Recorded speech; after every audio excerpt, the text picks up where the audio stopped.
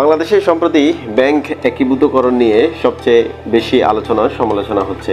বিশেষ করে কয়েকটি দুর্বল ইসলামী ব্যাংককে একত্রিত করে একটি শক্তিশালী ইসলামী ব্যাংক গঠন করার উদ্যোগ নিয়েছে বাংলাদেশ ব্যাংক। এরই পরিপ্রেক্ষিতে উক্ত ব্যাংকের গ্রাহকদের মধ্যে একটা উৎকণ্ঠা বিরাজ করছে যে এই মার্জের ফলে তাদের কোনো ক্ষতি হবে কিনা বা তারা কোনো ঝুঁকির সম্মুখীন হবে কিনা, অথবা এই ব্যাংক মার্জ হলে তারা কি কি সুবিধা পেতে পারে। পারতপক্ষে বলতে গেলে এই ব্যাংক মার্জকরণে সবচেয়ে সুবিধাজনক অবস্থানে থাকবে ব্যাংকের গ্রাহকবৃন্দ। সর্বপ্রথম যে সুবিধাটা আমানতকারীরা ভোগ করবে তা হচ্ছে তাদের আমানতের নিরাপত্তা বৃদ্ধি পাবে। যখন দুর্বল ব্যাংকগুলো কোনো সবল ব্যাংকে পরিণত হবে বা সবল ব্যাংক দ্বারা মার্জ হবে, তখন ওই দুর্বল ব্যাংকগুলোর আমানতগুলো একটা শক্তিশালী ব্যাংকের আন্ডারে থাকবে। এছাড়াও দুর্বল ব্যাংকের দায় দেনা নতুন যে ব্যাংকটা সৃষ্টি হবে সেই ব্যাংক গ্রহণ করবে। এর ফলে ব্যাংক দেউলিয়া হওয়ার ঝুঁকি কমে যাবে এবং আমানতকারীদের টাকা সবচেয়ে সুরক্ষিত অবস্থায় থাকবে।